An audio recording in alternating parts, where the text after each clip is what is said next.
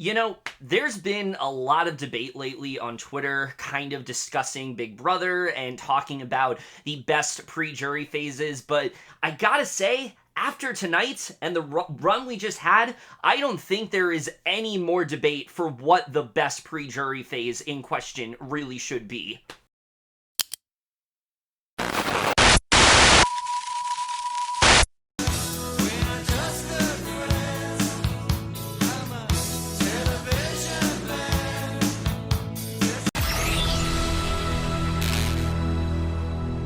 Hey guys, it's Kemi and my review for this week of Big Brother 26, episodes 32 through 34, and holy shit, once again, I am sitting here talking about Big Brother 26 at a point where I think many of us thought that this week was gonna dull out.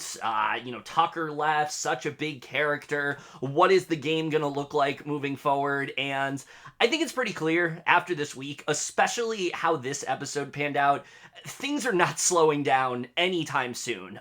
The momentum, the chaos that this season has had, I don't think it's going away. I really do not think it's going away because this was yet another very exciting week. There's a lot to talk about. The game continues to be so incredibly fluid and ever-changing and so unpredictable with the way things ended up going. It seemed like this week was going to, like a lot of weeks this season, was going to start out on a fairly dull path, and then things just kept getting more and more exciting and more layers started to pile onto it, and it ended up producing one of the most, I think, just insane weeks we've had of this season so far, in a season that has had, mind you, so many insane weeks, especially from like weeks 3 and on. This season has just been so consistent in that way, but we're just gonna go ahead and just jump right into all of the craziness that unfolds. So of course we're gonna start off talking about Sunday's episode, and like I said at the top, I will say the beginning of this week is really not that exciting, but I think that was kind of to be expected. I saw a lot of people immediately this week say, oh, things are so much more boring now, things don't feel as exciting. But I mean, when you have such a major shift, when you have, a character like Tucker, who was literally the king of DRs for 3 weeks in a row and was very much like the favorite, was the main character in that way. He was the one providing all the entertainment. He was doing all the crazy stuff.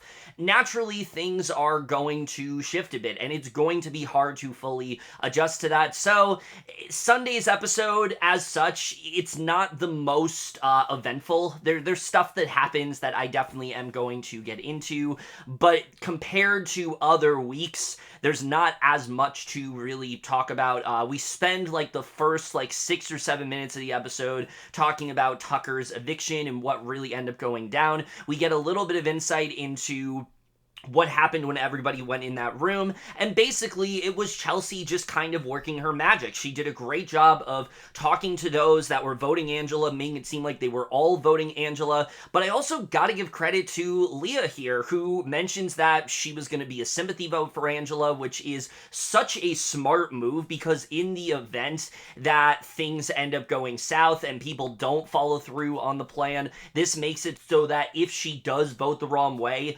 nobody can really call her out for it. Nobody can hold her to it. She did it as a sympathy vote to make sure that Angela stayed. So again, I think really great work from the both of them here. I love the way that Chelsie was lying to T-Core, Rubina, and Kimo, but then going up to everyone saying, you're, making sure you're still good, you're still good. I think that is something that is such an underrated strategy that we really haven't seen before. Often, you check in with people before the live episode starts, but again, with that AI arena, it gives you a way to kind of change the way the game is played, and I feel like Chelsie has taken advantage of this the most, and this is not just something that I will commend her for on with this eviction, because let's just say she might do it for another eviction a little bit later, but again, just major props to the both of them. I think they both just did such a great job in, both to Chelsie and Leah, but especially to Chelsie in the way that she was able to orchestrate all of this. So we then get some conversations between everyone everyone just kind of reflecting on what happened. We see that Rubina was very aware of what was most likely going on. The energy shifted, and she kind of felt like she wasn't being clued in on things, so she kind of knew that Tucker was going to go. T-Core is not the happiest that Tucker has gone, and I do think, while yes, last week I said I don't think it was the worst move for her to put him up, I think in retrospect we're really seeing the effect on it, because while T-Core I would not say is in a bad spot after this week, she's definitely in a more tenuous position than she was a week ago, and I think it's because Tucker really was like that shield. And she talks about how, while she personally didn't necessarily have a problem with Tucker going because he was such a threat in that way, he was very much this shield of sorts, and you can see that this is definitely having an effect on her. So that's something that's going on. There's this really funny scene between Angela and Kimo where, like, Angela is sure that Kimo voted Tucker out, and then he awkwardly tells her, like, no, I actually voted you out, and it's like very, from there, like, there's like this awkward silence between them. I thought that was a really fun moment. Joseph is also telling Angela that he had a final two with Tucker, and that's why he ended up keeping him, which was good work from Joseph. Not something you're going to hear me say much this week. Good work in Joseph, not really something that goes together these days, but this was definitely good work from him.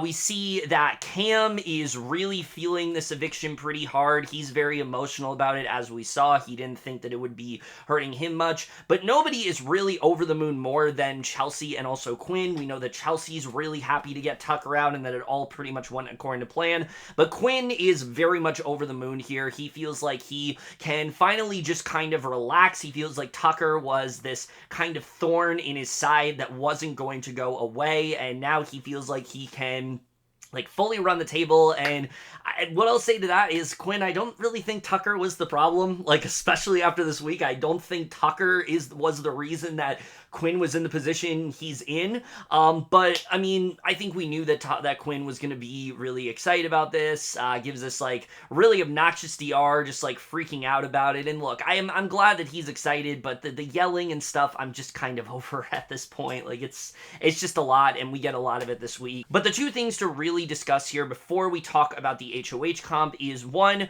Makensy, who, listen, I have been very down on her this entire season. I've talked about how I just don't really see her as that great of a player. I've seen her as someone that just doesn't really have the greatest reads. She is somebody that has, constantly questioned why she is like this big target, but she hasn't really done enough to put herself in that position.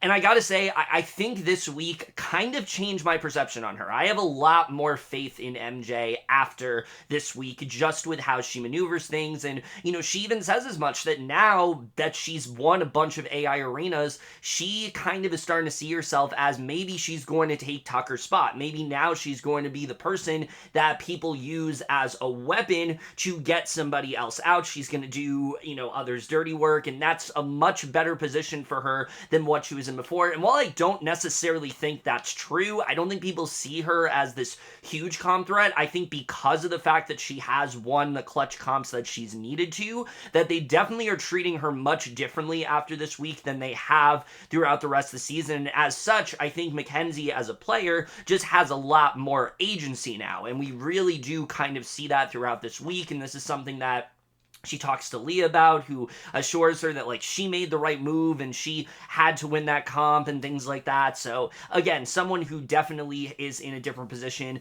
But then the other people who are really kind of unsure how to feel about themselves is T-Core and Kimo. They're really not sure what to make of this eviction, because while on one hand Tucker was this really big threat, on the other they really feel like they didn't make the right decision here, that they're not in the greatest spot. So they're kind of unsure how to really feel feel about everything. So then we get to the HOH comp, and it ends up being the classic egg comp, where basically you have to roll an egg down a ramp, and you have to knock down the letters HOH, and you have to do so without dropping the egg. This is really the first comp this season where I didn't really notice much of a change. There wasn't really anything they added here. I don't really think they necessarily needed to. I did hear that apparently Cam is allergic to eggs, and so I don't really know what they did about that. If they accommodated him in any way, I wouldn't be surprised if they didn't, because it says BBUS and they don't properly accommodate people in comps. That's still something they have a major issue with, so I will definitely hold them for that. I've praised them a lot about the comps this season, but this is one where, yeah, I think maybe they need to alter it a bit, considering that someone in the cast is literally allergic. They didn't even bring it up in this episode, so, you know, that's something that I'm kind of wondering why they didn't make some kind of modification towards, but either way, this comp goes down, and it ends up being between Rubina, Leah, Kimo, and Quinn, with Quinn ultimately winning HOH here, and I was not really expecting him to win. I honestly thought that coming off the heels of what we saw, I was really kind of pulling for a Chelsie HOH. I like the fact that she was in this more dominant position and kind of like, back into the spot that she was a few weeks ago, and I was really excited to see if she would like attain power and really just kind of lock things down. I've really become a big Chelsie stan just because of how she's been playing the game. But Quinn ultimately wins HOH here, and I mean, coming off of this, voting out Tucker and things like that, you can see how excited he is, how he feels like this is the thing he needs, and, I was willing to give Quinn the benefit of the doubt, where it's like, okay, you had this one really bad HOH, but it was admittedly an HOH where it was a deep fake, and, you were kind of put in this position where somebody volunteered, and you didn't really want them to, but you didn't have enough options, and so you put him up, and then the person you wanted to go didn't end up going. It was just this really disastrous HOH for you, and I thought that, okay, maybe this is the chance for Quinn to turn his game around, to kind of end up in a better spot. Maybe him voting out Tucker is going to be the thing that kind of shows us the true potential he has as a player, and yeah, I don't really know if that's the case because of how this HOH went, but for right now, I was very unsure how to feel about it, but kind of hoping for the best. I want to see people turn their games around. I don't hate any of these people in this cast, honestly. Even, like I said, Makensy I've come around on.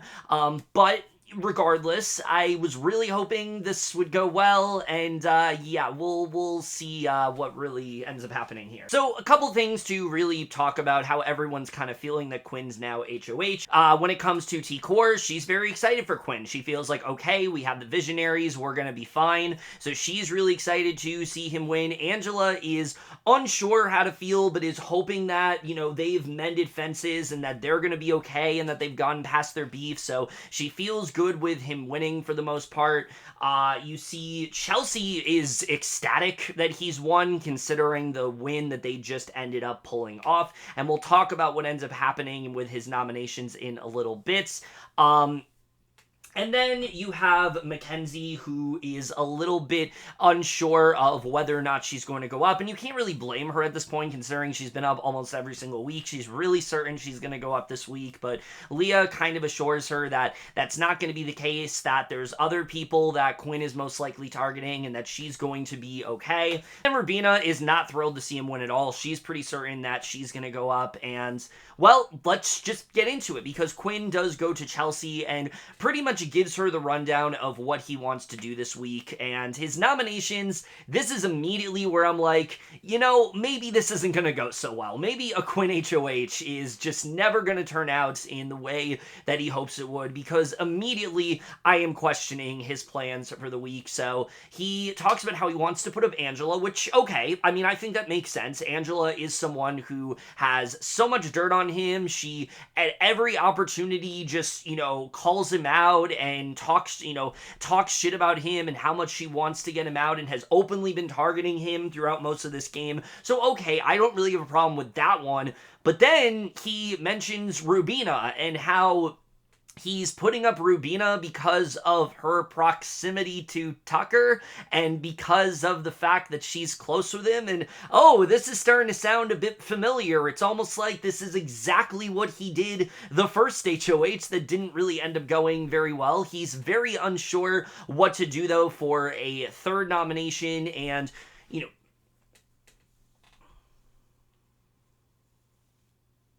and, you know, Chelsie is really ecstatic about this, but then he brings up to Chelsie how he also wants to put together this group that's like her, T-Core and Makensy and also Cam, and you know there's 5 people basically he wants to put together in this alliance. So she's feeling really good that he is being open with her about what's going to happen, that he feels comfortable enough with her to, you know, go for them to work together. So I mean, I feel like this is a really good win for Chelsie, but very much not for Quinn, because immediately I think his plans don't really make a lot of sense here. So he talks to Joseph a bit and kind of attempts to... Joseph in this moment is kind of doing damage control, but Quinn lets him know that, like, it's not necessary, that they're gonna be fine, that he's not gonna put him up, they're gonna be sitting in jury together. And remember that, because Quinn makes it very clear to Joseph in this moment that we're gonna be fine, that you don't have to worry about anything, you are the last person that's gonna go up. And yeah, we'll revisit this in a little bit, because this is definitely one of the most crucial conversations, I think, of the entire week.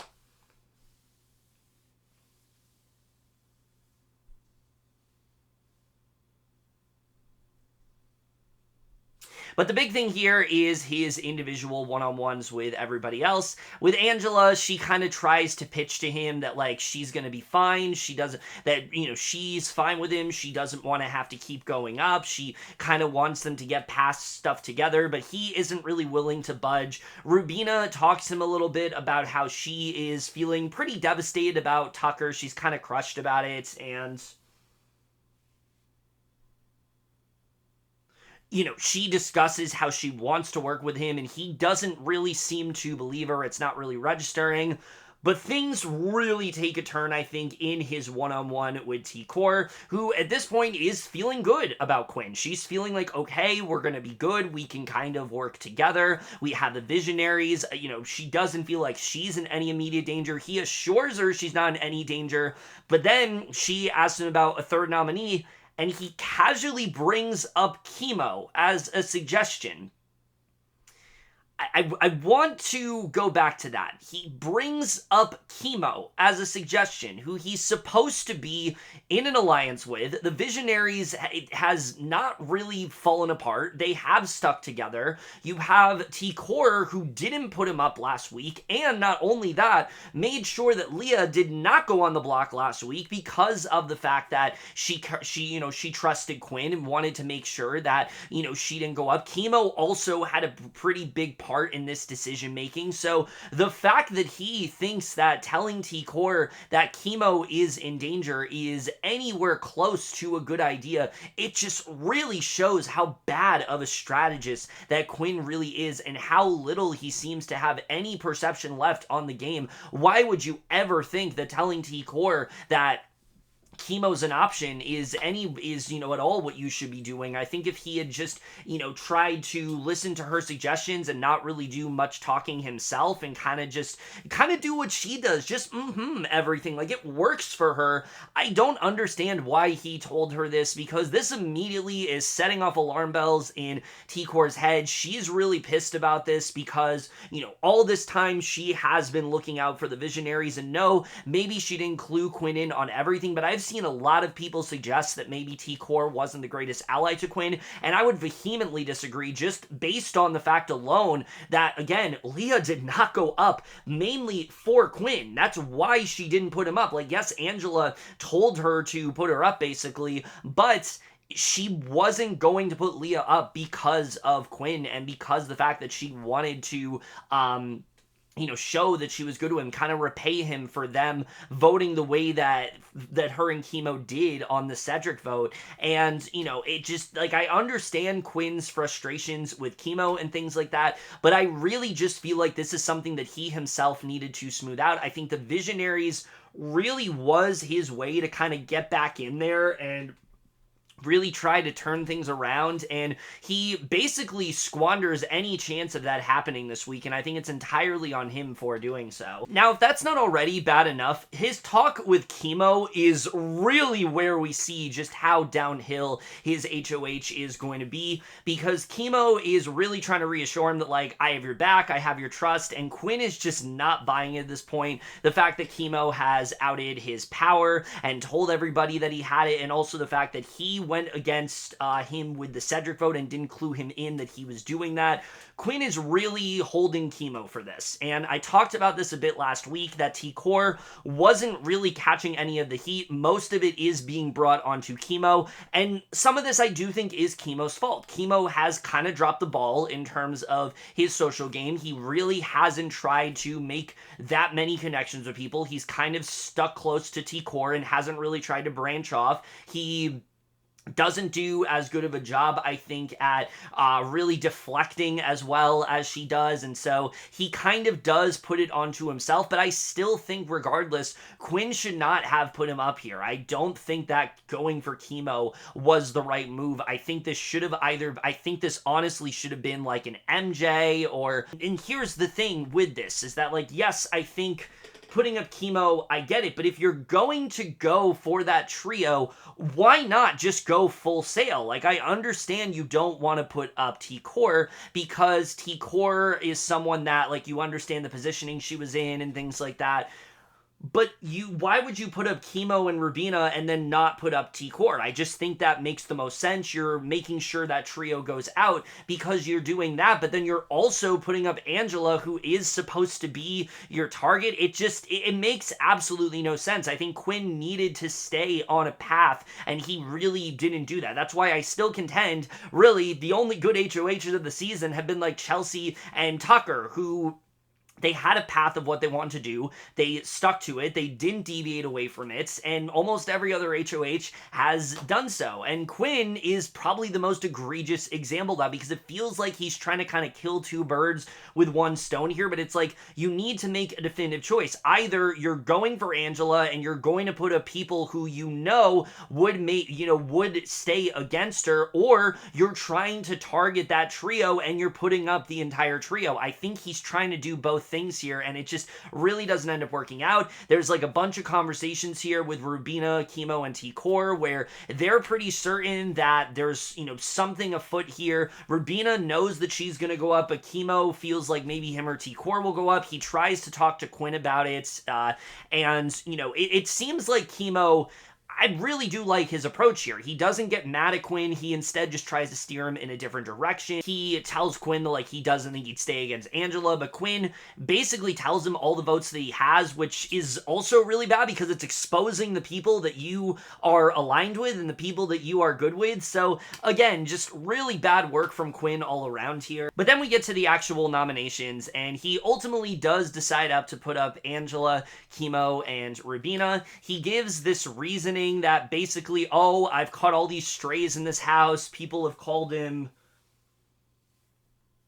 a narcissist, people call him an idiot, untrustworthy, and most of all, unfunny. And I get that Quinn's like trying to be funny here, but his delivery of it comes across as like, you're not allowed to say these things about me. You have to, tell me that I'm this good person. You have to laugh at every single one of my jokes. And I know that's not Quinn's intent of doing so, but the way he does it here, I think he just tries to have this HOH where he just expects that things are going to go his way. He feels like he has this control, and he just doesn't have any of that. I think Quinn just needed to be a little bit more easygoing when it came to this HOH, and this is another big example of that. So that's kind of where we do end things off in this episode with Quinn. Just, I think, making very suboptimal nominations here. I don't think the nomination of Angela was bad, but putting up Rubina basically just because you expect her to be upset that Tucker's mad at you, and then putting putting up Kimo because of the fact that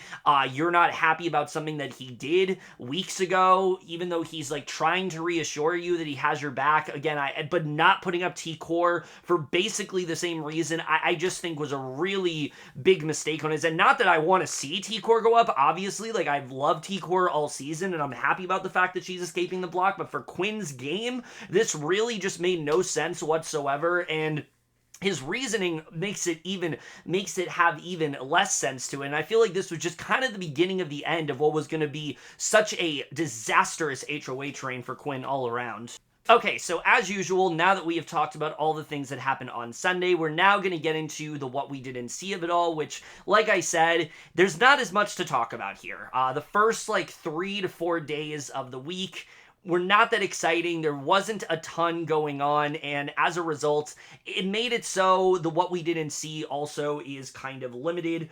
But there are some things to talk about. The big thing I do want to discuss here is just, again, how terrible of an idea this was for Quinn, with him ultimately deciding to go the way that he did with his HOH, because, again, I get it, he's targeting this trio, but if he was going to target this trio, why did he then, hours before he won HOH, make this, 4-person alliance with Kimo, Rubina, and T-Core, known as, the Misfits, and they locked this down? This seemed like this was going to be, a legitimate thing. They really were trying to work together.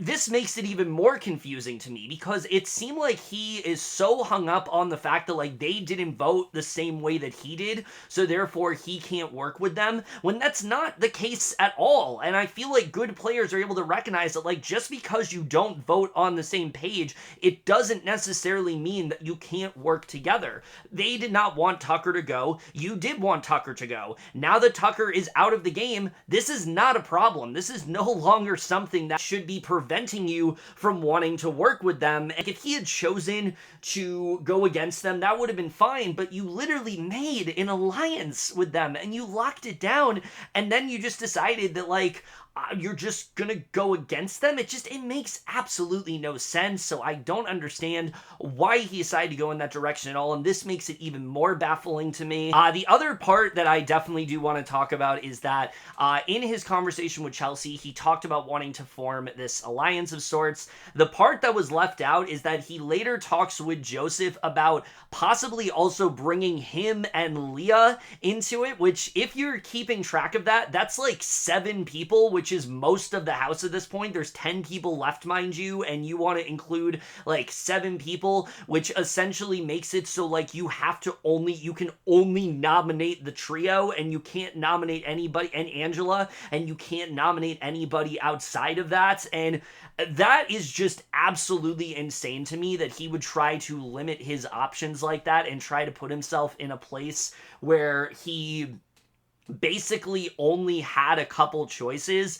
Again, it's just so it's just so bad. I don't know what he was thinking here at all. I think this was just such a terrible move. Yes, obviously it's good to put an alliance here, but when you're this down in numbers, 3 is fine. 4 is fine. There's no reason to have this huge 6-person alliance that's gonna be dominating everything. It's you're almost in jury. Those days are over. That's something you do in week 2. If you won this HOH in week 2, by all means make that alliance. But it is now week 7, and there's 10 people left. There's no point to be making an alliance that big. The only alliances you should be wanting to make at this point are those you want to go to the end with, and forming a big group like that puts you at a huge disadvantage and makes it really impossible for you to even think about choosing where to go with your nominees. And I feel like Quinn, again, he just made it so much harder on himself than he needed to, and this is the perfect example of that.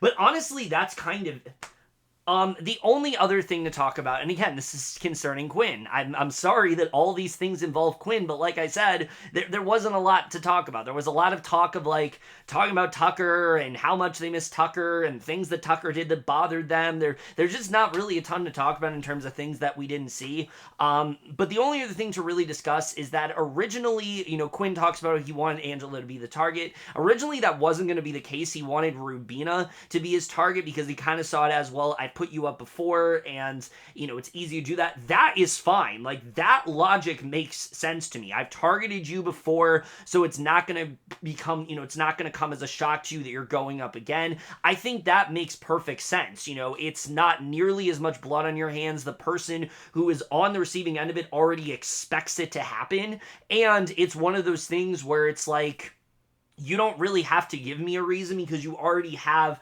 put me up. Obviously, he could have spared her, and I think she would have appreciated that, but she was already kind of expecting it, so I think it honestly would have been fine. But then he switches it to Angela, seeing like, oh, she's someone that is gonna get she's gonna be sitting at the end of this game, and, she's somebody that's preventing someone from getting a spot in jury and things like that. And I feel like that alone is where his HOH just completely went off the rails here. So, yeah, again, just really, really baffling moves from Quinn all around here. Okay, enough talking about Quinn, although, wait, we actually do still have to talk about Quinn, because we gotta talk about Wednesday's episode, which, similar to a lot of weeks this season, I feel like Wednesday's episode really kind of did a better job of setting the tone for what this week was going to be, really set a lot of more interesting possibilities in motion. Things were kind of looking to be a bit more straightforward this week, and I feel like Wednesday's episode came along and made things a lot more exciting as a result. But the first thing to really discuss here is just how everybody's feeling after these nominations. Angela, at this point, is just feeling really defeated. She feels like she keeps doing this to herself and kind of is deserving it at this point. I wouldn't go as far to say that. I mean, she has this very like self-sabotaging type game, but she is fighting and she is putting work in. Again, it's just very inconsistent and things like that. So, not great for her. T-Core is, like, really pissed at Quinn. She absolutely is at a point where, like, if she ends up as HOH, she's going to target him. She can't believe that he'd actually go in this direction. And I totally understand the frustration at T-Core. And I think the thing that the show doesn't do the greatest job with here is why she's actually mad at Quinn. It's less so about him voting the way that he did, and more so about the fact that he's now targeting the people that he's supposed to be aligned with, who didn't even put him up last week. So you can really understand the frustration here. Yes, obviously T-Core wasn't put up, but putting up her allies is basically like putting her up without actually doing it. So I totally understand her frustration here. And then, Rubina obviously isn't too surprised about this.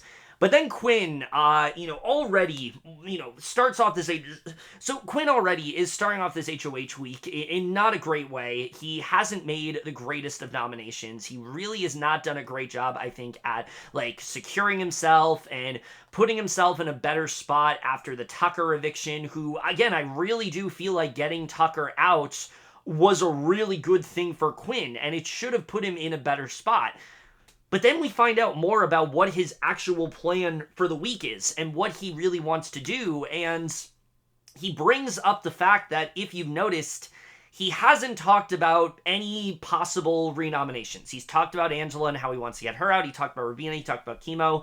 But he didn't really want to go anywhere else, and that's because he doesn't have a renomination plan. Even if he wanted to, he doesn't really want to have one, because he's now convinced himself that he can be a good enough HOH to convince everyone to do what he wants and not have to switch things up. And that is just a level of overconfidence that, one, you haven't even earned because you haven't done anything to put yourself in that power position. Like, if this was Chelsie, I can totally understand that. Two, you really should never be setting yourself up for that possibility, because you really should never be that confident about it, because you're setting yourself up for a disastrous HOH if you are doing so. Whenever you are HOH, you always need to make sure that the people that you are putting up are people that you are okay with going, and that if they come down, you have somebody else that would go up, that you are either confident would stay, or that you also would be okay to see. And I go back to T-Core's HOH for a second, because at least, though I don't think it was great for her for Tucker to go, she was at least okay with it. She didn't put up Tucker and then was like, oh, I don't like that I put up Tucker. No, she even said as much that she was okay with Tucker going and was okay with people voting him out. Whereas Quinn basically is now saying that, like, well, I need one of these three to go, and then if they don't go, then, it sucks, I guess. But again, you just can't be playing the game like that. You have to have an idea of what you want to do, and I feel like Quinn didn't even try to do so here. And, he later talks to Chelsie and Cam. Chelsie is very much in the same ballpark where it's like, if you're gonna put up Kimo and Rubina, why didn't you just put up T-Core? She doesn't really seem to understand that much, so it really doesn't make sense at all. But the other thing I think that really hurt his HOH, like, astronomically this week is the fact that he has kind of developed this sort of mentality in his head that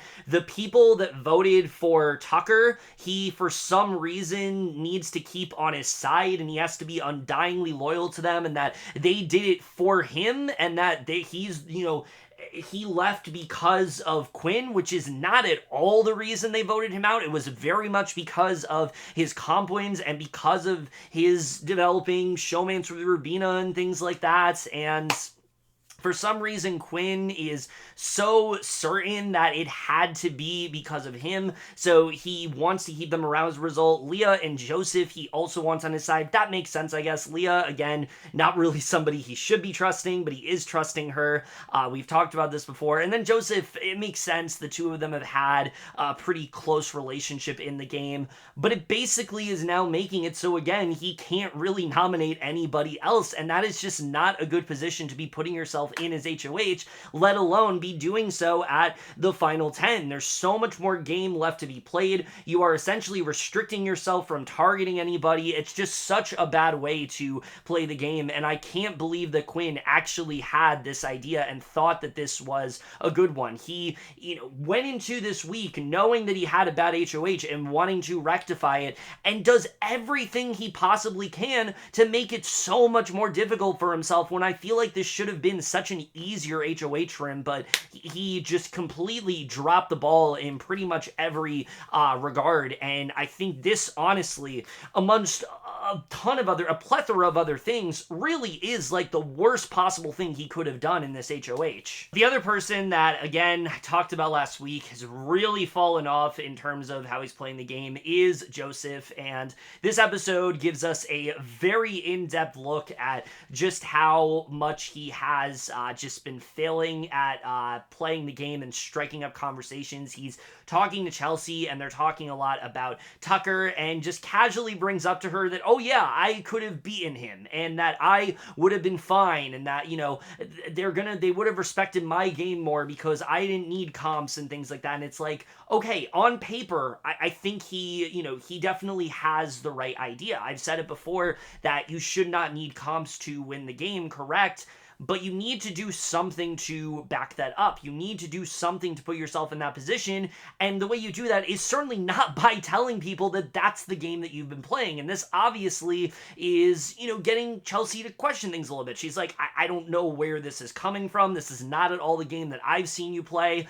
And so that's already pretty bad, but then he also, in the same conversation, talks about how they're playing similar games and that she is this great player, and like her and Brooklyn were playing the best games of the entire season, and everybody should be like fearful of her. Not really saying that, but basically, insinuating that. And this obviously is setting off alarm bells within Chelsea's head. She really doesn't understand why Joseph is coming for her like this, even though I think what he was trying to do in his head, I think Joseph was trying to say that, like, you and me are playing similar games. We can run this game, far, we can go far in this game together. But the thing is, like, the way that he was framing it, again, it's just like he has all season.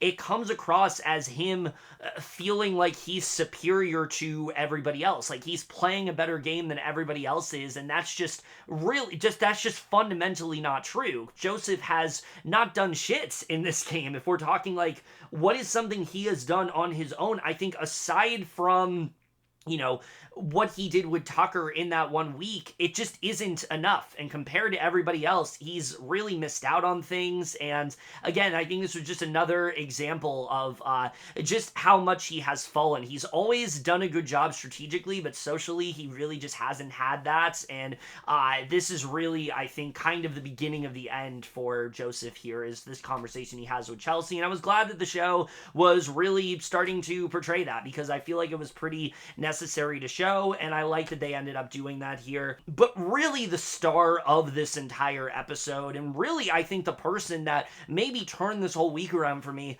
honestly ends up being Leah, who I gotta say is somebody that I've always been wanting to root for. I have always seen Leah as somebody who, came into this game not really knowing a ton about what she was doing, but I always felt like she was a dark horse of sorts. Like, she was somebody that is eventually going to come in, and when given the right position, she's going to make some kind of move that just really blows us away, that really puts her in such a good spot, that shows us the kind of game that she's playing. And, I've been doubtful for a little bit. I was doubtful that was going to happen. I was doubtful that she was going to play that game. For a bit, it seemed like she was playing Love Island and Big Brother.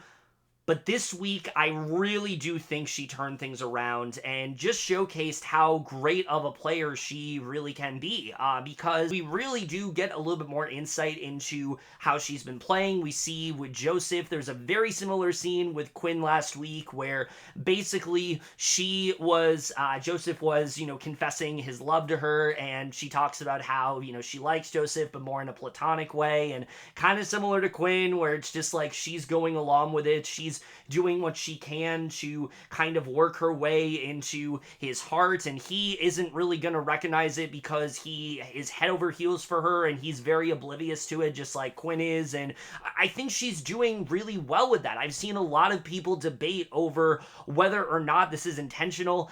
I don't know how you don't see this as intentional. And there's another moment that really does showcase what Leah is trying to do, and I think is doing masterfully at this point. Honestly, I'm very impressed by the work she did.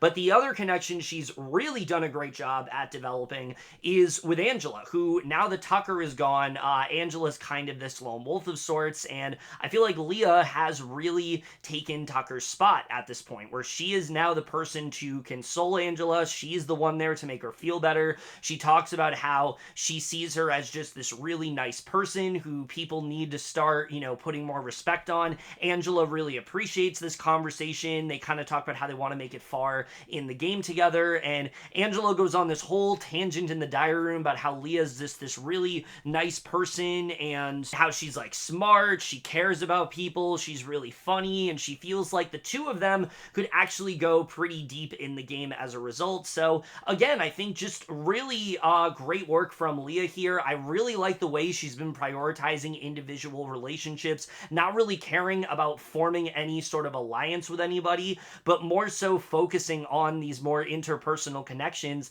that really are propelling her forward in this game. Remember, she still has not been nominated yet, and every time she has been, there has been somebody to talk them out, to talk the HOH out of it and put somebody else in her place. And I really think at this point it is a testament to just how great her social game has been. And I think this week we can candidly say that Leah easily has one of the strongest social games within the entire house. And I think these two moments, while there are others, are perfect examples as to why she's in the position that she's in. And I think really just setting us up for, again, just how much her game was about to turn around in a pretty monumental way. Okay, so then it is time to pick players for the veto competition, and basically Angela ends up we end up once again having another week where Joseph is playing in the veto, and he's probably not going to win because he almost always throws them.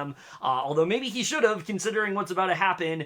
And Leah is also chosen, who really didn't want to be. She kind of was in a place where it's like she didn't want to have to choose between Quinn and Angela, but ultimately she does get drawn here. And there's a scene between Angela and Leah where after it, Angela does feel pretty good about if Leah were to win.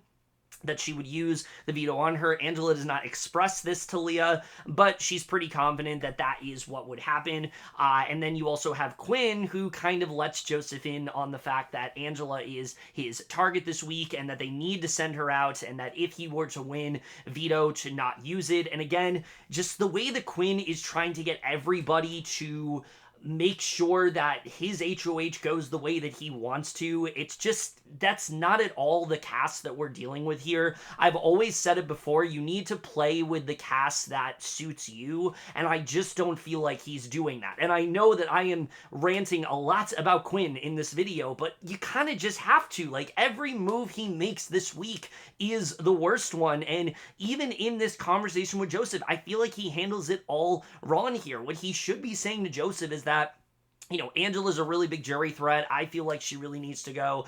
Do what's best for your game, but I really think Angela but I really do worry about Angela here. I think that's the way to go about this, but instead, he is trying to be so manipulative to everybody, trying to make sure that they do exactly what he wants, and it just makes things so much worse for him as a result. But then we do get down to the veto, and again, not really a ton to talk about here. It's like the classic black box comp. They have to try to build this robot, but do so in the dark, and I always enjoy this comp. And again, I think this is another example of just how much better the comps have been this season. Last season's comp, it was, I remember last season's black box comp was basically like the Exorcist Believer, where they had to like run away from all these like ghosts and demons, and it was very physical in that way. But this season, again, it's much more strategic. It's all about putting together this robot, and it was a pretty fun comp to watch. It comes down to Rubina and Leah,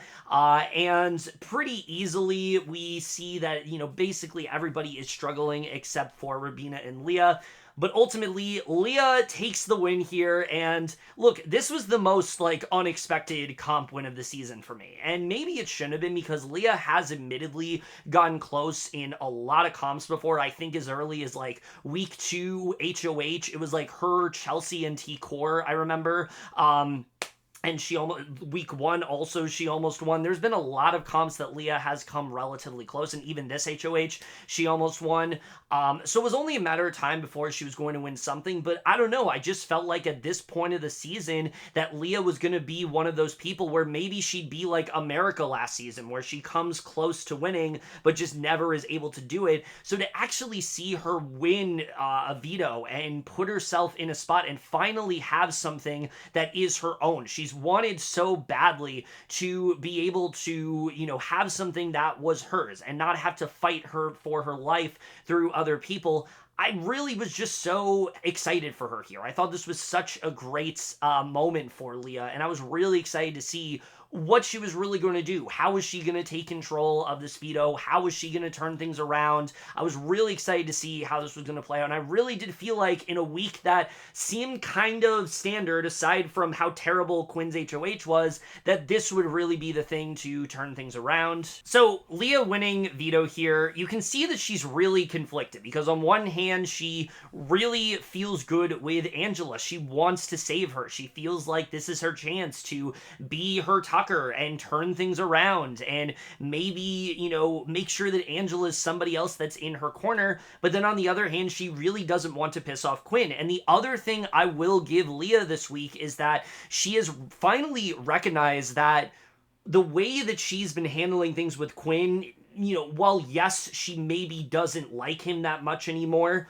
it's not really the way that she's going to go deeper into the game. And so she kind of just sucks up to him and does so in a way where it's not her just listening to what he's saying. She's asking for his input.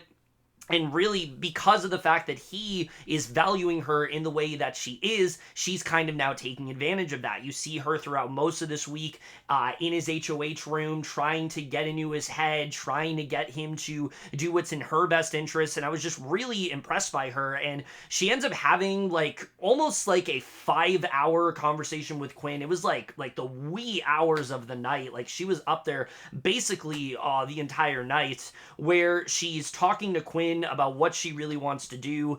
There's this moment that has now become infamous where she asks him for his thoughts, and he talks about how she's sick nasty, and she reminds him of the Minions, and that she is funny, and of course he's got to mention how she's wheelie funny. Again, just the cringiest shit ever, but also the funniest thing ever. Like, I found out about this through somebody sending me a meme of myself dressed in a costume, and that was the quote on Twitter, and I was like, what the fuck is this? Why are you saying this about me? And then I found out that it was something that was said. Once I found out that it was said on this season, I just knew that it was Quinn saying this to Leah. It just made the most sense. It sounded like something he would say, and that's why this has now become such a meme in that way, because it is one of those things where it's like, just so ridiculous, but it also is something where you just can't, you can't make it up. Like, this is something that Quinn generally thinks is like a good way to get Leah on his side, you know, to get Leah to show how much he loves her, and like thinks that she's gonna respond in a way that makes it seem like, you know, that this is his way of showing how much that he loves her. But the second she's just like, oh, that's so sweet, again, just so great. I love the way this whole interaction ends up playing out. But she makes it clear to him that, yeah, Angela is a solid number for me. Angela is someone that I want in this game. I want to see her get to jury. I know she's a vote on my side. She makes really good points here, but then Quinn is really arguing against this. He's trying to say that this isn't a good move for her, that Angela is just going to do to her what, what's ended up happening with Tucker. But I like that Leah, for everything that Quinn says, Leah has an argument against it, where, yes, that is a thing, but Leah says that that's not going to be my fault. That's going to be out of my control. That's something that she herself is going to do, but at least she'll still be in jury. At least she'll still be a vote on her side. So you can really see, again, just how conflicted that she is here. But I wouldn't even say that Leah is conflicted. She knows what she wants to do. She just is waiting for Quinn to eventually fold and say that he is willing for her to do it, but it's just not happening. He feels like this can expose them as a duo, and like I said, she's very conflicted about the whole thing. But what I really, and this was such a crucial moment in that way, because I feel like this was Leah's chance. Like, if she can actually pull this off, use the veto on Angela and save her and scoop up Angela, she is now in a position where she's legitimately one of the best people, one of the best positioned within the entire game. She has Joseph and Quinn, who are never going to vote, are never going to cross her in any way. They're always going to suck up to her at every opportunity that they can. And now she also has Angela, who is willing to now go and now has a reason to go to bat for her. She's now saved her with the veto, and Angela's never going to cross her until she decides to, and at that point it will be her fault. This was such a good move for her, and I was really hoping that she wouldn't. And I've seen people say that this was not going to be a good move for Leah, and I get that on a level where it's like, yes, Quinn does mention in this moment that he would put up Joseph, but there's two things that I have to say that. One, just because Quinn is saying that does not mean he's actually going to go through with it. Two, if Leah does let Quinn talk her out of it, she's essentially giving him now a resume move, where it's like, if Quinn hypothetically, which looks unlikely at this point, but let's just say hypothetically, Quinn makes it to the final two, he can use one of his reasonings for why he got far in the game as, well, I was able to manipulate Leah into not using that veto. I knew that it would benefit her, but I wanted to make sure that it but I want to make sure that it benefited me, and that I had the HOH that ended up not having the veto used. That's kind of been his plan all along. So I really was hoping that Leah would end up using this veto, but things seemed kind of uncertain at this point. There was a lot of giggling between the two. It seemed like she was generally enjoying herself. So again, I really wasn't sure how this was going to go, but really just hoping for the best. Really hoping that Leah would go ahead and use this veto. And well, we'll talk about what happens, but before we do, there is one last thing to discuss here. Before we talk about the veto ceremony, we got to talk about this conversation that Angela has with Joseph. Joseph, where basically she just wants a straight answer. She feels like she is in danger. Quinn has told her that she's the target, but she's not really sure what to make of it, and Joseph gives her maybe the most blunt answer he possibly could, where he basically tells her that, yes, everybody is sketched out by you. You have repeatedly told people over and over again that you are going to work with them, and then you end up betraying them and calling them out. So it's just not going to work anymore. It's not looking good for you. They didn't show this part in the episode, but he even told her that Leah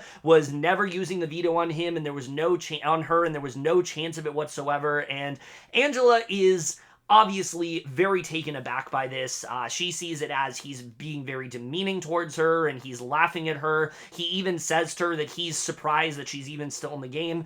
And I will say this about Joseph. Despite me having my criticisms, I don't think he said anything wrong here. In my opinion, sometimes in a game, when you are talking to someone, you just kind of have to be blunt with them. You kind of just have to be honest about the fact that this is where you're at in the game. He didn't try to beat around the bush. He was straight up with her about it. But when you're talking to Angela, who we know is someone who is set off at the littlest thing, the second you give her the idea that you're even giving her a reason now to be set off, in itself is pretty crazy. And I think this really just shows that Joseph has not done a good job of understanding the dynamic of the house. And a lot of that is due to the fact that he has spent large portions of the season on his own because he didn't want to see himself as somebody that was too socially ingratiated with people. He didn't want people to see him as this big social threat, and I think as a result,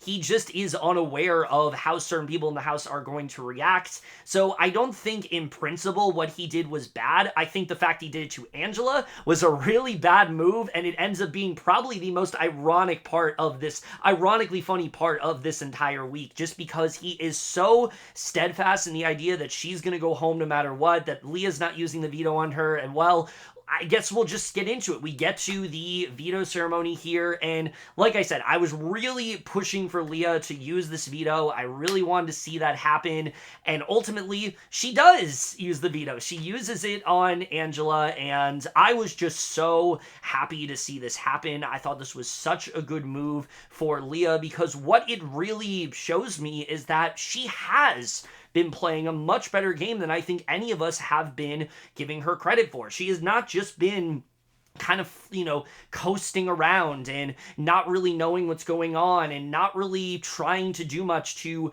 bring herself into things. No, what she's been doing is playing this very subtly social game where she has kind of gotten in with everybody and made it so the moment where she wins, she could find a way to improve her game. She could find a way to bring another person into her corner. And I think she did that very well here. I think this was a great move for Leah. It, makes Angela someone that is now going to be undyingly loyal to her. It gives, everyone, it kind of shows everybody that she is willing to make a move. She's not just going to listen to anybody else and just do what someone else says. She is going to play the game for herself. It kind of puts her in this much more dominant position. I think this was a really strong move for Leah until we get to the renom, because despite the fact that I think Leah did a great thing in using this veto, Quinn probably does the worst thing he can here once again, where he, to the house, gives a reasoning as to why he's putting the person up that he does, and basically says that, yeah, the 5 people that voted for Tucker, he can't put them up.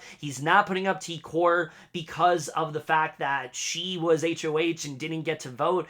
So he's now convinced himself, again, very much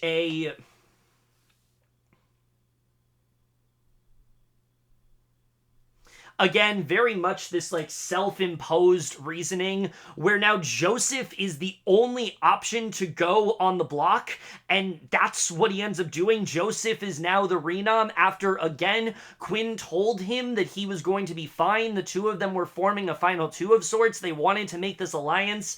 Quinn has decided to put Joseph up on the block, even after everybody all week has been saying that they want Joseph out, that Joseph's a big threat. Quinn has decided that this is the move that he wants to do, and yeah, so we now end this episode with Rubina, Kimo, and Joseph on the block, and this is just insane. I don't know again, I don't understand most of what Quinn did this week, but you would think that he would at least come to the right decision. That Tikor, as much as he trusted her, she's going to side with the trio. She's not going to be happy about the fact that he put up Kimo and Rubina. He might as well put her up. She hasn't gone on the block yet, so that's something that's off her resume.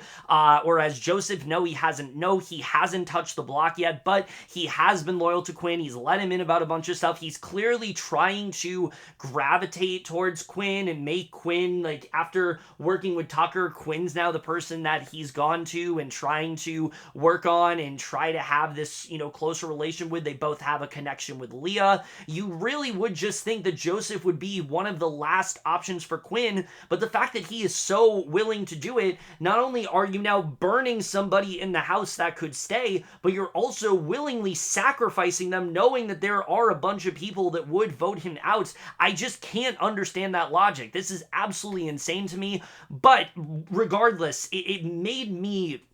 it pretty much turned this week from this is going to be really predictable with Kimo and Rubina going into, oh, this might actually be another must-see week of Big Brother, and this is the move that honestly might have just completely turned things around. So really great move from Leah in using the veto on Angela, but again, another horrible move from Quinn that I just do not understand whatsoever. And the last thing to really talk about here is we do end this episode with this really great DR from Angela where she basically tells Joseph that if he doesn't win the AI arena that she'd be surprised if he's still here and how you can't write this shit. And it's like, yeah, you really can't write this shit at all, but also the fact that she basically uses the words that he used against her. It's so good. This is the kind of DR that I always like seeing. This is exactly why Angela has become such a fun character, and I really just love how she is, because the fact that she now has this renewed sense of confidence with Leah using the veto on her, she's being so much more shadier in the DRs, and it's just so much fun to watch, so I really enjoyed this moment a lot. Alright, but now, of course, comes the part where we gotta talk about the things that we didn't see, and there's a little bit more to talk about here. Like I said, I think after this episode, things did turn around for the week, and the one thing I really do want to talk about is Rubina, who, despite the fact that she was on the block, I think easily handled being on the block the best out of everybody. I think she had just such a great campaign this entire week. She could have easily been in this position where, she's devastated the whole week about Tucker and, wants to see him in the jury house and is, wants to see him outside of the game and is worried that, there is too concerned about their relationship, isn't able to refocus in the game.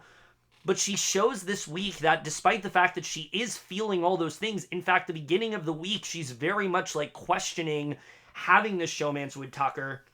She's able to turn that around real quick because going on the block actually motivates her. And because of that, she has a really solid campaign. And I think the biggest push of them all, what really ends up helping her this week, is that her and T-Core kind of discuss that, hey, there's 6 women left in the game and there's only 4 men and you can see the odds here and there's a possibility that maybe we could just keep taking out the men. Why not try to form a women's alliance of sorts? And this is something that she's really into the idea of. She pushes this to Makensy and Leah. They seem to really be down for it. She's talking to Angela, obviously Angela's on board. Chelsie is the one who's a little bit more skeptical, I think mainly because of her connection towards Cam, although that might also become an issue with something else we're going to talk about in a little bit. But yeah, I think this is a great push from Rubina. She has a cause of sorts that makes it so, you shouldn't evict me, you should keep me around, but also now has made it so there is a reason to actually keep her around.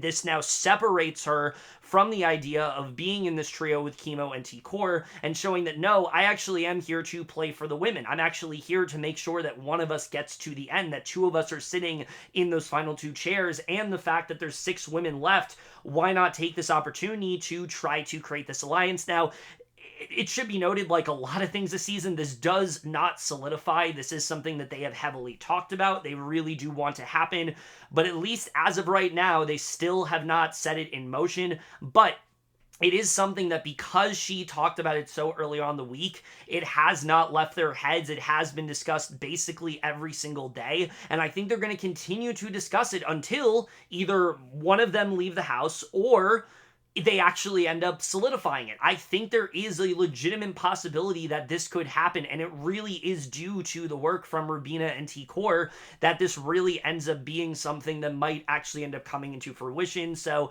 really good work from her this week. I know that I have clowned on like Quinn and Joseph a lot in this video, but hey, here's something good that there actually is to talk about and what we didn't see that I was honestly very impressed by when it comes to Rubina here. She was someone that I was very much like ready to count out as like she wasn't going to be able to refocus into the game, but like once she went on the block, I feel like she was like the most strategic we've ever seen from her, and I was really impressed by her this week. Now going back to Leah real quick, staying in positive stuff, the one thing they didn't really show is that her winning this veto, she kind of treated it like it was an HOH. Like she had all these individual one-on-ones, some of which with people who weren't even at risk of going up. Like she had this talk with Cam that was like really awkward, and again, I mean, I think this is just Leah working her social game. She's trying to do what she can to feel everybody out. She's trying to do what she can to, like, you know, she has this power. She wants to take full advantage of it. So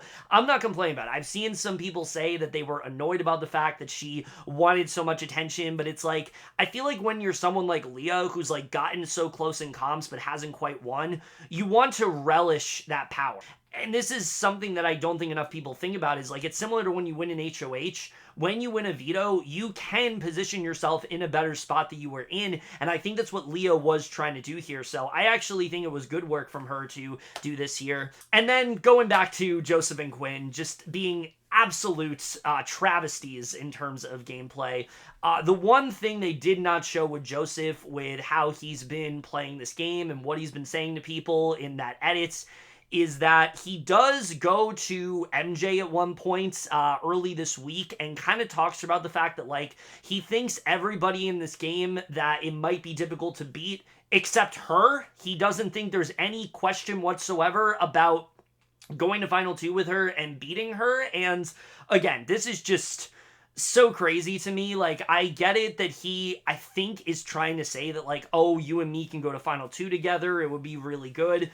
But he's not trying to say, like, oh, usually when, you know, you want to make a deal with somebody in a Final 2, it's like, I feel like you and I have played similar games. I feel like it'd be pretty even-handed. You don't usually say, yeah, I would beat you fair and square, but that's literally what he says to MJ, and obviously, after this conversation, she's like, what the fuck are you even talking about? She's ranting to Chelsie about how annoyed she was by this, and I feel like this is a pretty important moment because of something that ends up happening later in the eviction episode. I think this is something that we gotta come back to, because the fact that MJ, and he's openly telling her that he would be, you know, that he would be okay with being against her in the Final 2, and he would have a shot at, you know, that she would have no shot against him, I think is a big reason as to why his fate ends up being the way it does within the eviction. But we will get to that. Another one of Quinn's just ridiculous ideas here as HOH. One of the things he was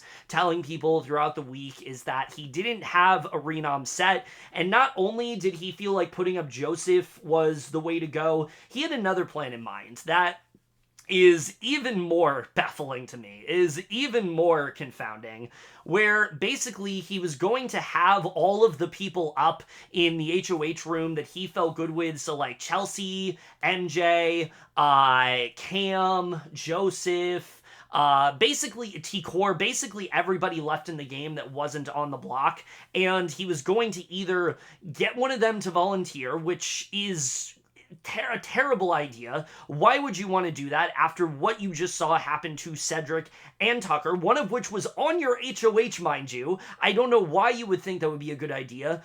Or he was going to have them go into a bag of Skittles and then draw them?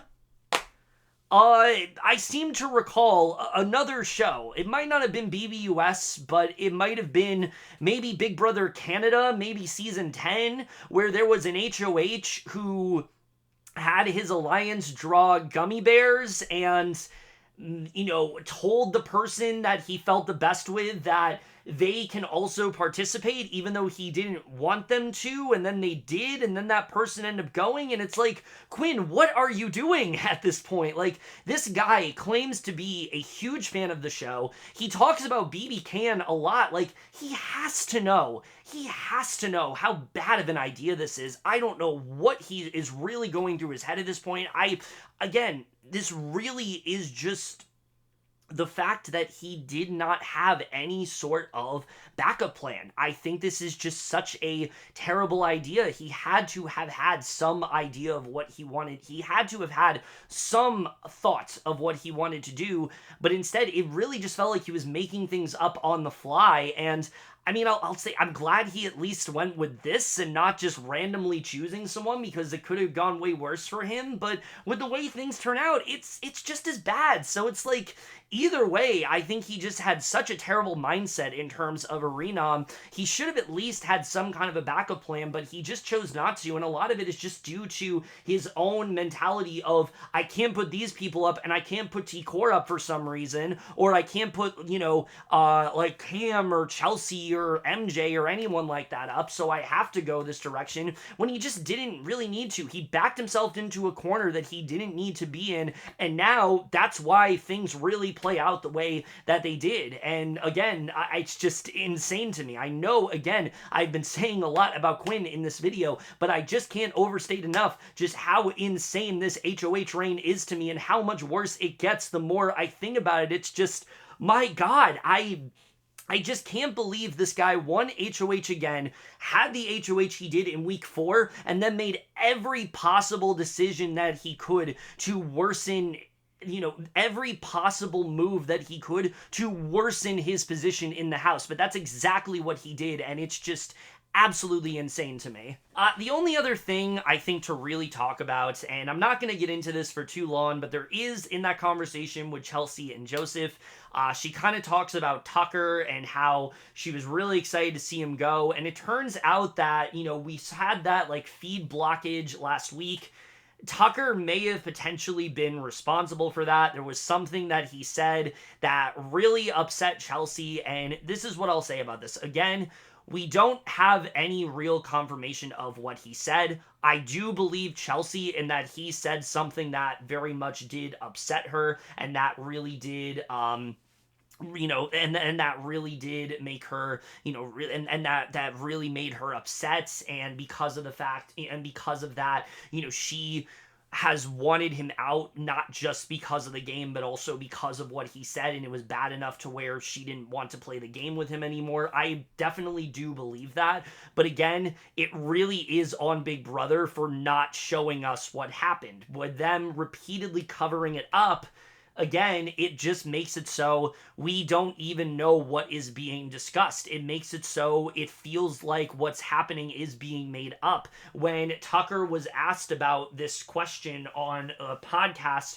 he basically said he couldn't say much about it because it was all hypotheticals. So again, it's really disappointing to see, because I feel like if they would just give us an inkling of what ended up happening, there'd be so much less speculation. There would be so much less debate as to whether or not we should feel bad for Chelsie, or whether or not Chelsie is valid in feeling this way. I feel like her feelings are 100% valid here, regardless of what happened. I just wish we had a lot more clarity on this so I could talk about it and feel like I could definitively say what ended up happening. But because they are not letting us see it, one, it is invalidating her feelings because we don't really know what she went through, and therefore, if she brings it up at any points, there's nothing to really back it up because we didn't see it happen. Two, it makes us so it's very unclear as to what actually happened, and just ends up frustrating us as a result. So again, I've gone on about this long enough, but it's just really frustrating that they're deciding to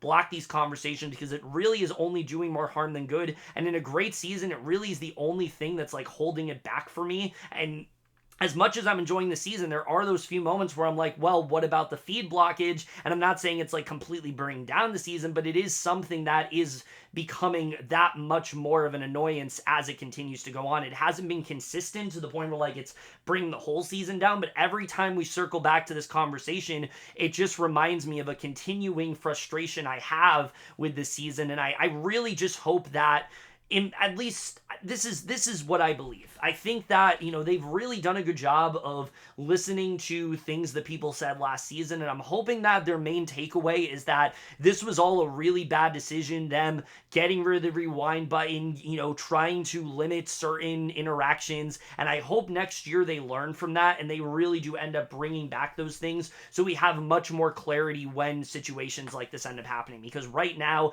it's both very frustrating but also very unfair to those who are going through the situations that they're not really able to speak their mind and talk about the things that they went through and be able for us to understand what they went through and have that support system. They're not really able to do that right now, and it's just really frustrating. But now we got to talk about tonight's episode, which I will say this, coming into tonight's episode, coming off the heels of just how the week has been, I expected for things to be maybe a little bit crazy, but not to the level of what we got with like Tucker's eviction or what we got with Cedric's eviction, and I was dead wrong. I was dead wrong with how this was going to play out because it seemed like things were pretty set in stone here. Basically, if Kimo didn't win, he was going to go. There was no question about it. If Rubina won, it was probably going to be Kimo, but if, as long as Kimo was on the block, he was going to go. There was no question about that whatsoever. Maybe not. Maybe there might be some possible, and what this basically said is that might not be the case at all, and I think once again we just really got to praise the AI arena for all of that, but let's just go ahead and just get right into it, because like I said, I think this was a far more exciting episode than even I anticipated that it would really be. Look, I've been saying up to this point that like Tucker leaving is not going to make this season dull. There's going to be something that happens. There's too much fluidity going on within this game. And for a couple days, I was thinking, you know what? Maybe I was wrong. Maybe things are going to be a little bit more straightforward. No, this episode shows me that I think definitely moving forward, this is still going to be a really exciting season. And I think this episode really was just such a perfect example of that. First thing I think to talk about here is after the ceremony, Angela kind of reassures Leah that she has her back and that they're in this together. And again, I think this just really solidifies just how great of a move this was for Leah, despite the fact that, again, there could be Angela pulling a Tucker on Leah and just like trying to expose her game and things like that. I think right now, at least, I think the two of them are good. I think they're pretty much in lockstep with each other, and I think we really do see that in this episode. But we then have this conversation with Quinn and Joseph where basically Quinn is not very happy with Leah, not really happy with how things ended up turning out. Joseph is pretty heartbroken by Leah, but he's more so upset with Quinn. Quinn is someone who's supposed to have his back. He's pretty certain that he's going to put him on the block, and Joseph is, understandably pissed here. I like that he's putting the blame onto Quinn and not onto Leah, whereas Quinn at first is mad at Leah, but then really isn't, and there's this moment where at first it seemed like they were upset with Leah, and then they're kind of really not. And this is where I really, again, gotta praise Leah, because I've heard people saying that, again, that they don't feel like this has been intentional, that she's just kind of been willed into this position. And her DR in this episode, if that doesn't give you indication that this is the game that she has been trying to play, I really don't know what does, because she talks about how if Joseph and Quinn are beefing, that puts her in a better position. If there is, distrust between them, they will both be loyal to her. Even we get this moment that is a homage to challengers, which was so good, by the way. That is not something I ever thought that Big Brother US would do, but that's such a testament to how good the editing has been this season. I love the way that was done.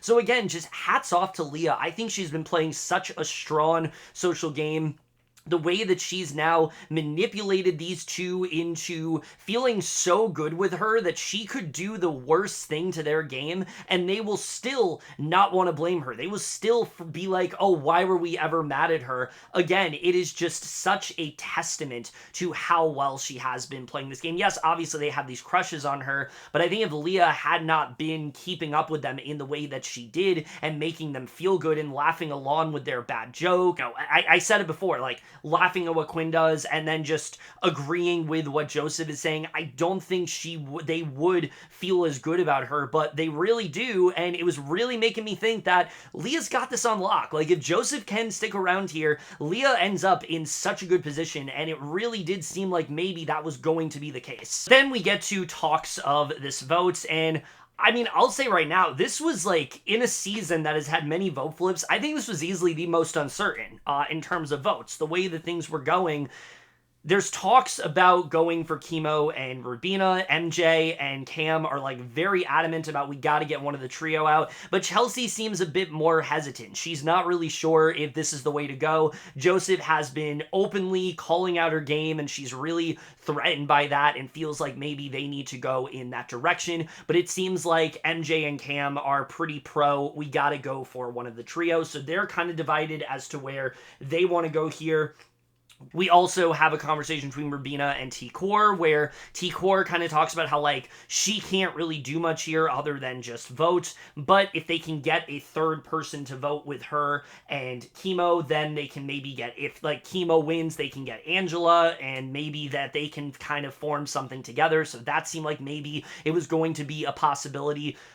But easily the most unexpected part, I think, of this entire week, besides the vote, which we'll get into, is this growing tension between Cam, Chelsie, and MJ, because these three have very much become a trio of sorts. I've talked about before how Chelsie really has done a good job of locking MJ in, and really this week, like, fully solidifying the three of them as a trio. MJ and Chelsie even made, like, a possible final two of sorts, but things are starting to be a bit more uncertain when it comes to the longevity of that group, because Cam and MJ are really starting to get a lot closer. They're cuddling a lot. They're patting each other's heads. They're, falling into bed with each other. And this is really starting to worry Chelsie, not just because of the fact that she feels good with Cam, but also the fact that she has a bit of a crush on Cam. And this is really starting to worry her. She's visibly uncomfortable by it, and she doesn't really like that this is going on. And T-Core notices this and really takes advantage here. And I think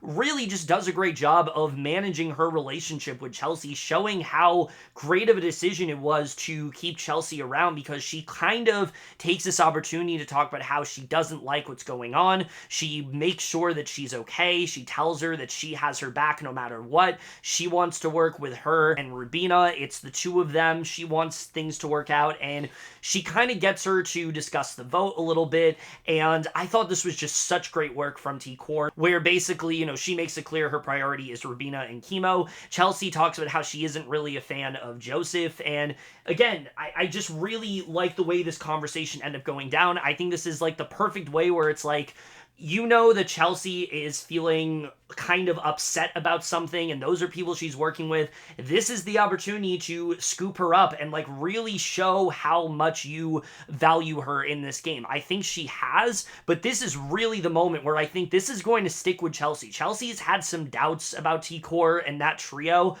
I think what T-Core ends up doing here is really going to propel her forward. And I've talked about this before. I think T-Core is a very capable player. Yes, she can be a bit uncertain, and I think that is something that is a flaw of hers, the fact that she can be kind of unsure where she wants to go, and it takes her forever to make a decision. But I think when she makes a decision, she makes that decision, and it absolutely ends up working out for her as a result. And I think when it comes to Chelsie, I think this is someone that she really has pulled into her corner, and I really like the work that she ended up doing here, and it really made it seem like maybe Chelsie is kind of the swing vote here. Well, last week Chelsie kind of led the troops to get out Tucker. Now it seems like Chelsie is going to be the determining factor in what really happens tonight, with like MJ and Cam wanting to vote for Rubina or Kimo, and Chelsie wanting to vote for Joseph. This could be a very exciting vote, but I still felt like it was going to be Rubina or Kimo, and well, we'll talk about what happens, but of course, again, just really good conversation between these two, really good work from T-Core, and really set up what seemed to maybe be a more exciting vote than we expected. Alright, but now we gotta get to what ends up being the final AI arena of the season, and it's a comp that I honestly did not think they were ever gonna do again. It's the comp that, in Big Brother 24, they had that double eviction where Michael ended up going, and you remember this, it was that comp where basically they're tied in this rope and they have to try to untie themselves, and Michael's belt ended up breaking, and because of that, he ended up losing the comp, and I really didn't think because of that they were ever going to do this again, but they did, and it ends up going a lot more successfully this time around. Nobody's belt ends up breaking, it ends up being a very exciting comp, but much different than I expected, where you're coming into this, you have Joseph, who has purposefully been throwing comps left and right because he sees himself as the embodiment of Dr. Will, that he doesn't have to win comps to put himself in that spot and that he's going to be fine no matter what, and I really thought that, okay, this is going to be the one that he actually tries to win, and maybe Joseph has a chance of doing this. But the second that they announced what the comp was going to be, I was like, oh, Rubina's got this. I feel like it just makes the most sense. She's shorter than everybody else. She's really good at, physically. We saw how close she was in the other AI arena, and it ends up being a little bit more closer than I thought, where literally it was neck and neck between Rubina and Kimo. Both of them were about to put in their key, but Rubina ends up getting there by just a second and wins the AI arena, and this was such an amazing win for her. One, because Rubina's really wanted to win a comp. She's wanted to have that on her resume, but it's also because of the fact that the last time she was in the AI arena, she came so close and didn't end up getting it. This time around, she's able to get it. She doesn't have to campaign. She doesn't even have to worry about her going. This was just so great for her all around. I love seeing the way this ended up going, and honestly, I think ends up being, once again, the best possible outcome for the vote, because this ends up being so much more exciting than I think anybody could have anticipated, and it's another win that is just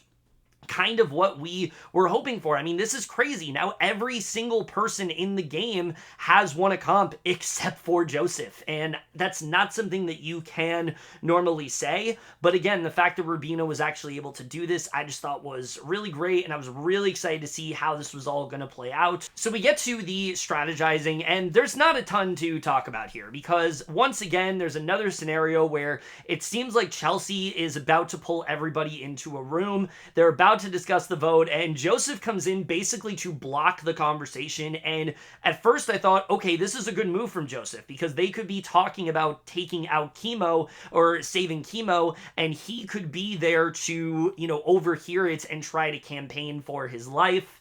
And it seemed like maybe that this was going to work out in his favor. We've seen people really take advantage of the strategizing and things like that, and it really did seem like this was maybe going to work out.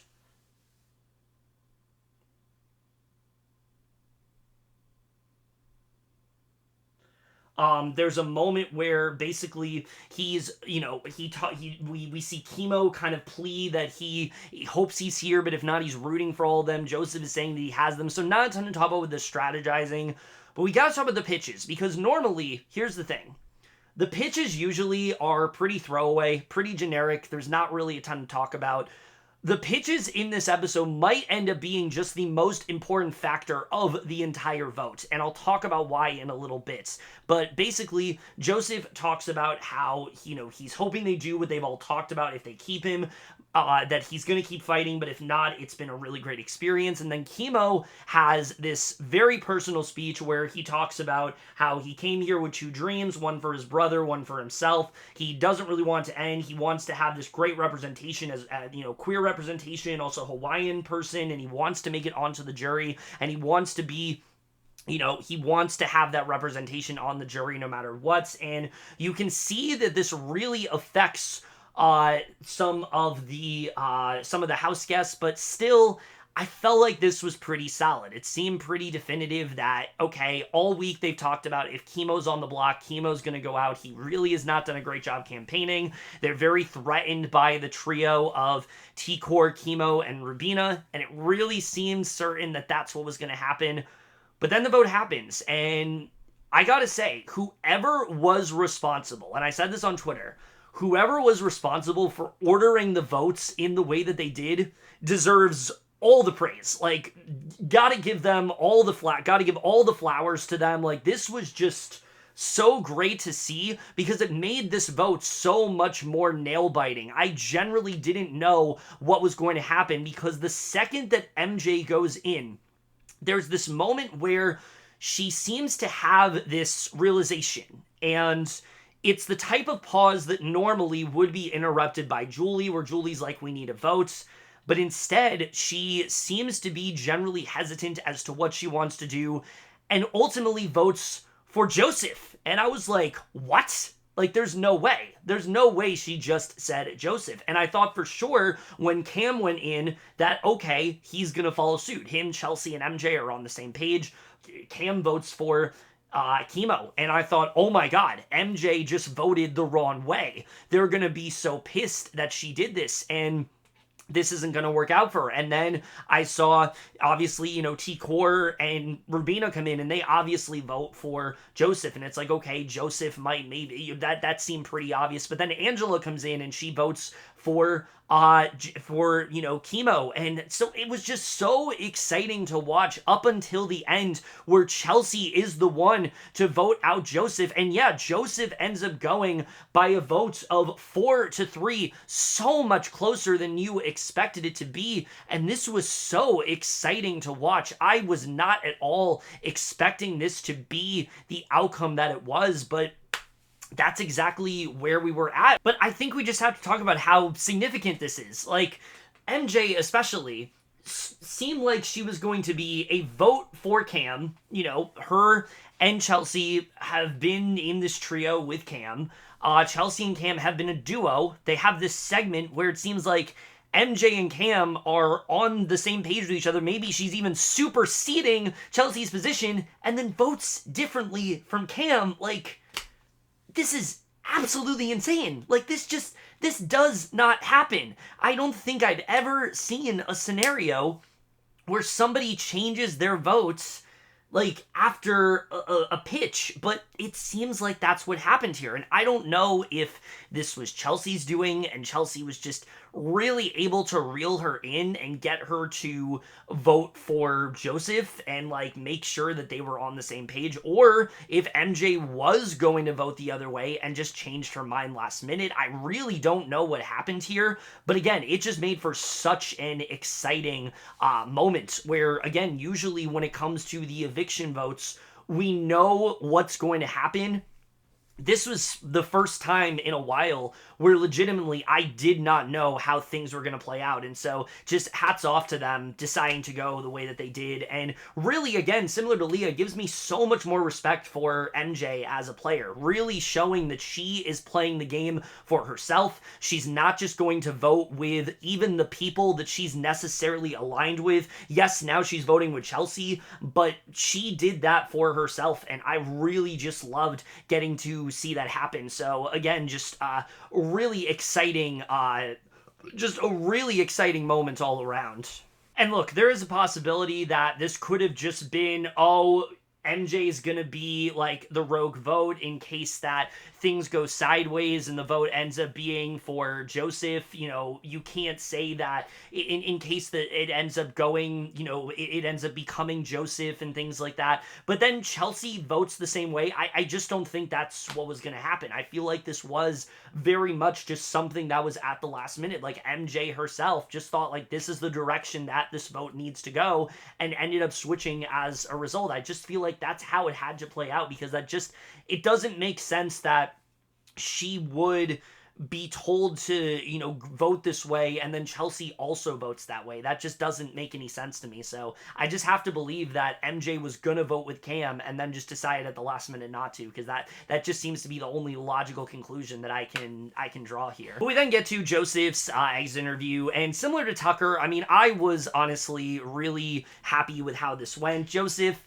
he's not necessarily mad about what happened. He's taking it as well as he really could. He knows this is Big Brother, and he talks about how when he was discussing, making sure that they agreed to what they did, he was talking specifically to Chelsie and Cam, hoping that he would have their votes. He knew that Angela and Leah had him no matter what, and Julie talks to him that Cam was actually the other vote for him, but MJ didn't. He's not really sure why she didn't, because it just seemed like that made sense. They had a good relationship in the game. Again, I think he forgets that he literally told MJ that she cannot win against him, so I feel like that alone is enough of a reason to vote him out there, but again, I guess that's just something that Joseph kind of forgot.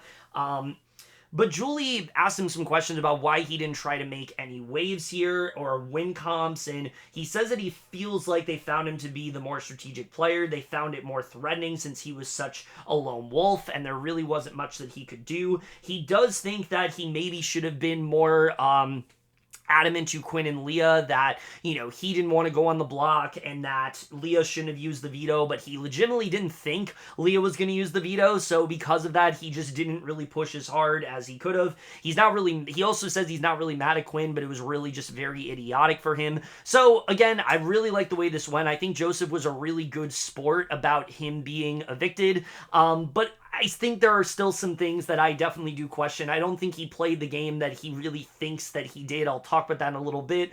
But we also get to see some goodbye messages. We get a really good one from Chelsie where she talks about how he's riding Tucker's coattails all the way up until the front door, which I thought was really good. But Angela's really was the one that I think everyone's going to be talking about, where Angela kind of discusses how she felt that he had the game in the bag and that she's singing his swan song. Even mentions that she thinks that he played a role in putting her on the block, which he didn't, but that is something that she believes. And again, I just love this confidence in Angela. When Angela feels on top of the world, it is so much fun to watch. Now, yes, when Angela's having meltdowns, it's fun to watch as well for different reasons, but when she's like feeling herself and she's like ready to just be all shady to people, it's so exciting to watch, and this was such a fun moment, and I love Joseph's reaction here. So yeah, I mean, overall, just a really fun interview. And look, I feel like I've said enough I need to about Joseph. I think his plan, like what he wanted to do,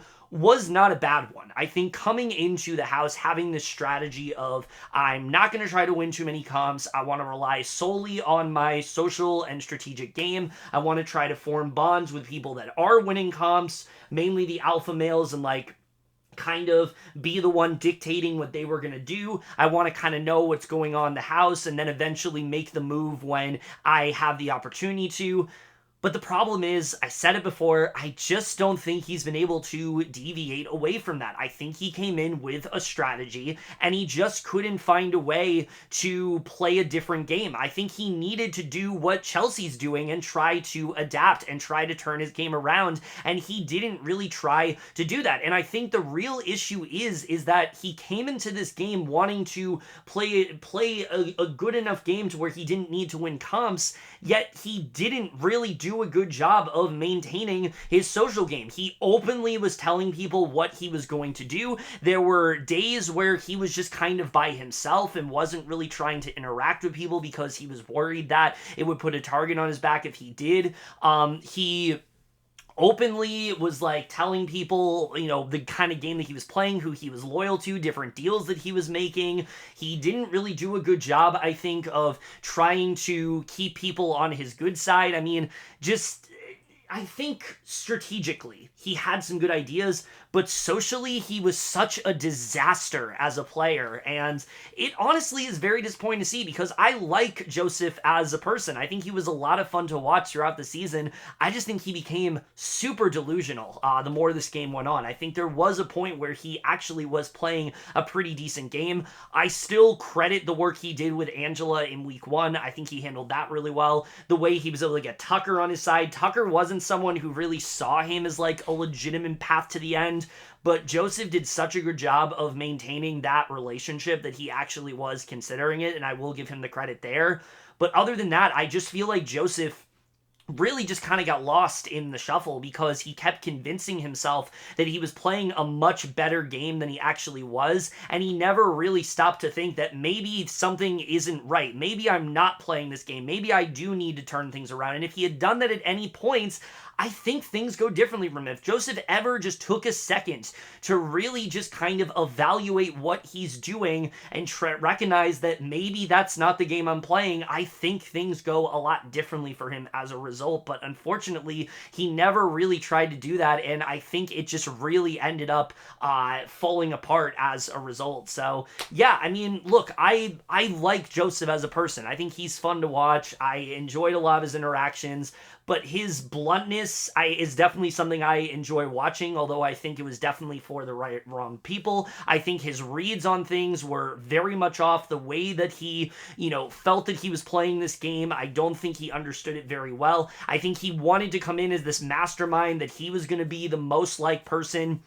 But as the game went on, it just felt like he was projecting. And I get it. When you're in a game, you don't want to admit you're playing a worse game than you are. But if he had done that, I think it honestly could have really turned his game around and he could have had serious potential. I really saw it in Joseph. Week 5, I said Joseph was in the best spot in the game, but he didn't really do much to try to capitalize on it. He wasn't able to maintain it because he just wasn't able to adapt. And I think it really did hurt him as a player. So while it's sucks to see Joseph go because I think he was really entertaining and really fun to watch, I'm honestly not shocked to see him go just because of it honestly feels like this kind of just makes sense because he was playing this game where he felt like he was in such a better spot than he was.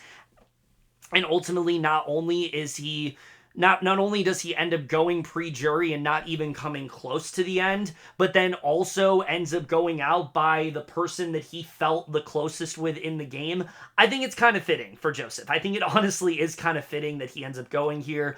As much as I enjoyed him, I was low-key hoping that he would be the one to go because I thought that would have been just a really fun outcome, and it really was. So again, while I enjoyed Joseph in the game, honestly, he really was very disappointing with how he ended up playing throughout the season as it went on. I really felt that he had this potential, but he just completely lost sight of it, and I just felt like he never really recovered up to that point. So even if he didn't go this week, I feel like it was only going to be a matter of time. I feel like he absolutely would have gone next week if he didn't, so it really wasn't too much of a shock to me that he went when he did.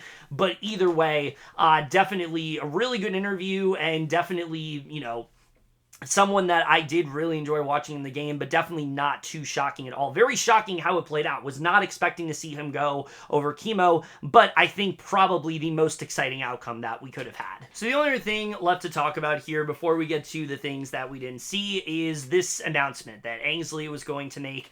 I was really hoping that this wasn't going to be much of anything, that this wasn't going to be some game-ending twist, but I also was very dubious of that because this is BBUS, and despite the fact that this season has actually been really good in terms of twists, I really was worried that maybe they were going to do something really stupid here. We've seen before them have this great season and then completely do something to ruin it. I wouldn't have put it past them to do it here. But then the announcement happens, and it literally is just, jury's starting. And with that, the AI arena is also gone, and great. This is exactly what I was hoping for. I literally was telling people, before this, when they were saying, what the twist is going to be, I've said, I hope it is nothing more than just what Ainsley said, that it's just the jury is starting, and as such, the AI arena is gone. Now it's normal Big Brother. So this is perfect. I have no issues with this whatsoever. I think as much as I love the AI arena, which really was just such an incredible twist, it makes sense to get rid of it now. There's 9 people left in the game. If you're putting up 3 nominees, you're basically having to put up half the house, so it doesn't really want to no one really would want to win HOH in that situation. And also, it just makes it really boring to watch because you know it's going to be half the house is safe and things like that. And it just makes it a little bit more improbable at that point. It's not really as exciting. I mean, it's been exciting the entire way through, but it makes it a lot more impractical that it's actually going to happen. But then there's also the fact, I think, that, you know, when it comes to the fact that we are now going into jury and the actual game is starting, I mean, I think this is the perfect time to do this. And also, it shows that they generally have learned from last season. When you try to implement too many twists into a season, it ruins the momentum. And I think they have seen what the momentum has been this season, and they didn't want to ruin it. And obviously, yes, they do these things ahead of time, but I'm just really glad that for once they decided, let's just have normal Big Brother. Let's not try to overcomplicate in any way. Let's not try to add anything. We've done the AI arena. We've kept that going the entire time. I think it's finally time to just have normal Big Brother. So I like this. I really have no issues with this whatsoever. I do want to quickly talk about the AI arena, which, you know, I feel like I've talked ad nauseum about how much I have just loved this twist and what it's really done for the game. But truly, I could not be any more appreciative of what it really has brought to the table. I feel like BBUS is a show that was in desperate need of some kind of fresh idea that was going to make it so it felt a bit different and it felt a little bit more exciting. We'd been getting so many seasons of the same kind of thing, especially after last season. I really feel like we needed something different here, and the AI arena was just exactly the kind of twist that we needed. It favors all kinds of chaotic and messy gameplay. It makes it so the eviction episodes are so much more exciting. It reinvents the strategy to where it no longer is about we're putting up two people and then we could maybe backdoor somebody. You really do have no idea what's going to happen, and you have to prepare for every single scenario as a result. But it also made these house guests like think on their feet in a way that we just really haven't seen before. It gave us more equitable comps and made it so now everybody in the house has won a comp, which is very rare to see. I don't think I've really ever seen that in a Big Brother season. I think that's really exciting overall. So really, I think all around, this has just been such a net positive for the show. I think it was, like I said, we really needed something special, and most of the time when you have a twist, it ends up weighing down the game and makes things less exciting. This actually improved the game in a way that we haven't seen in a very long time. It's made things so much more fluid. It's made it so we've had now 3 major vote flips take place. I mean, just all around, such an amazing twist. I honestly really do hope it ends up sticking around. I know I've seen people say that they don't want to see it again, that they feel like it would get tiring, but I feel like if Battle of the Block gets another season, there's no doubt in my mind, because of how well received this was, they're going to do this again next year. And maybe, no, it doesn't go as well. But you know what? I am not against the idea of them doing it, because it's just made things so much more exciting to watch. How often do you come onto an eviction episode so unsure of what's going to happen? How often does it come down to a vote, a final plea? How often does it come down to strategizing at the last second? I mean, there's just so many different variables here that made it so this is, like, hands down the most exciting twist we have seen in years. I would even say it's probably one of the best twists Big Brother has really ever done, and I really do love how much it has affected the game in such a positive way. So while it does suck to see it go, I think it honestly is going at exactly the right time. We're heading into a jury phase that is fairly uncertain, really could go in any direction, and that's usually not the case. Normally, there would be a subsection of people that were going to run the table no matter what, and others were just going to come up short. But still, we're down to the final 9. It's really anybody's game at this point. There's so many possibilities for where it could go, and it really is thanks, I think, to not just the way people have been playing the season, but really the AI arena and what it has done for the game in making things so much more interesting as a result. So I'm excited that we're getting back to just normal Big Brother and getting to see 2 nominees and getting to see HOHs that don't have to actively tarnish their games by winning and can actually make really good moves for themselves and help propel them forward in the game, because they really have not been able to do that with the 3 nominations.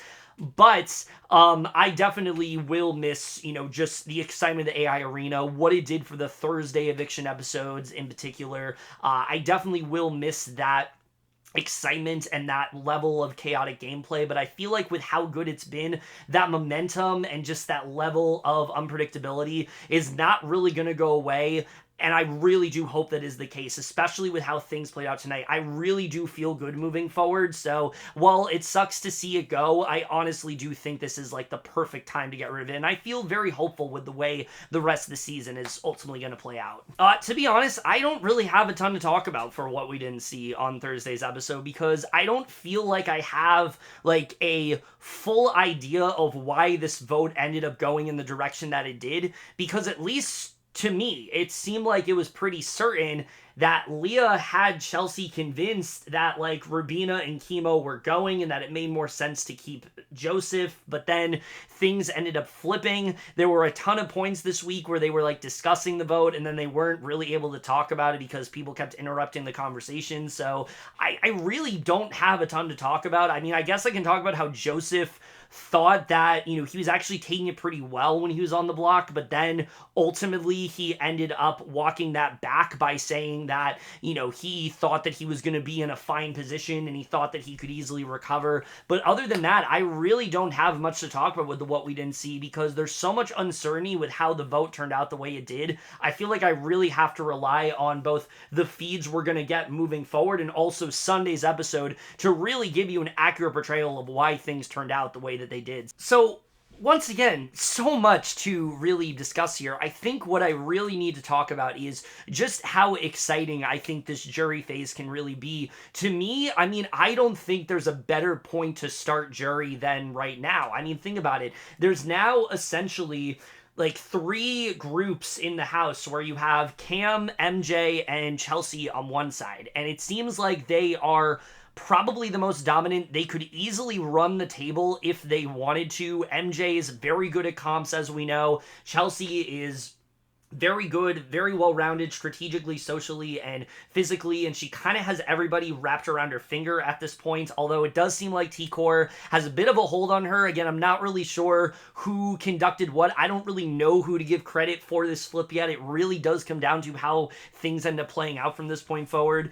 And then Cam, who we know has won comps, has been loyal to Chelsie, but there is that worry of like Cam and MJ and things maybe not being as clear there, although MJ is now not voted the same as Cam, so I don't really know what happens there. So I think that's a really interesting dynamic. Then you still have the trio of T-Core, Rubina, and Kimo, who I feel like are going to be like really overlooked now in this game. I feel like there are much bigger targets, and now that they have been saved, they're going to be people that people want to bring in. I think someone like a Leah, who has played such a strong, like, floater game, which that is a floater game, not coaster, a floater game going from one side to the next.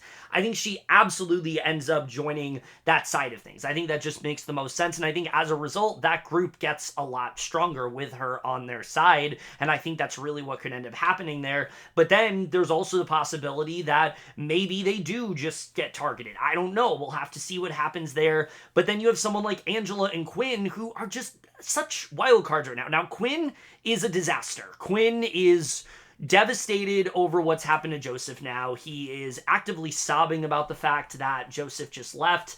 I honestly can't feel bad for him at this point. Like, trust me, I want to. I want to be like, oh, I feel really bad for Quinn that this ended up going wrong for him, but I feel like he did everything he possibly could to make sure that this was such a disastrous HOH that I really can't feel anything but just kind of feel embarrassed for him. I really do feel embarrassed for him, because why did you decide to play the game that you did? And I feel like there is no question whatsoever. Quinn is like absolutely persona non grata in this house right now. Like, he is the person everybody's going to be wanting to gun after. The fact that he just put up his closest ally, how do they know he's not going to do that to them? I think even someone like Chelsie, who does value him, I could still see her putting him up. So I really don't feel good about Quinn. I honestly do think he is the next person to be evicted from the game if he doesn't end up winning veto or something like that. I don't see good things happening for Quinn. And I think Leah, even though she probably is going to try to keep him on his side, I think she's going to distance from him because that's the game that Leah's playing. She's trying to pivot from week to week to see where the power is, and I think it really is going to work for her as a result. The possibility of this women's alliance as well, that's definitely something that could end up happening where the women just kind of end up winning everything, which I'm very much here for. After a season of so many unlikable alpha males like dominating the game, this is exactly like the breath of fresh air that we needed, and if that's what this season ends up being, I'm very much into that idea. So there really is just so many possibilities that things can go, and now with 2 nominees, it gets so much more exciting. You can actually have pawns in the game. You can actually have a clear target and make sure that person goes. I mean, the whole game is going to be different at this point. If this week was like a soft reset, this is a hard reset and really is going to fundamentally change the game, I think, in a really big way. And I just hope it doesn't. And the thing is, like, there's no, like, skepticism, at least right now, of it dulling out because I just don't think it's going to. I think things are way too up in the air right now for me to say that, like, oh, I feel like the season is going down, like, a rough path. I feel like things are going to slow down. Like I said last week, yes, with numbers dwindling, things are going to get a bit more simplistic, but I just think with how this house has been, I just don't see it going in that direction. This week proved to me that there still is a lot of momentum, there still is a lot of energy, because these people are playing for themselves. They are not listening to what others are telling them to do. They are doing what they feel is the right thing, and that makes for such a more interesting season. Is it good gameplay? Absolutely not. I don't think there's, aside from like Chelsie and Leah, I don't think there's really anybody in this house, and maybe T-Core, that are generally playing like good games right now, but it's so much more exciting to watch seeing people play so suboptimally and play these disastrous games and have these terrible HOH reigns than seeing people continually, the same people wielding power week after week with no opposition whatsoever. And in this house, I mean, everybody is the opposition because there really is no, like, power player. Like, yes, Chelsie is, like, slowly rising in the ranks as one of them, for sure. But there's a possibility that that could fall off and she could get exposed. There is that possibility of that happening. So really, like I said, there's just so many different directions that this season could really go in. And I just really like that we can talk about a good season and not have to think about the possibility of a twist ruining everything. They actually are just letting things play out, and it's so much more exciting as a result. So yeah, I mean, I still feel really good about the season. I still think things are going to be very exciting. And I think if you're going to start the jury phase, this is absolutely the time to be doing it. So I think that's really all my thoughts on how this week is really going to play out. If you were to ask me right now who I would want HOH to be, I don't even know, because like I said, there's so many different directions that things could go in. I think that, I mean, a Cam HOH would be interesting because I really don't know what he would do, but also I feel like it'd be kind of boring because I think he would just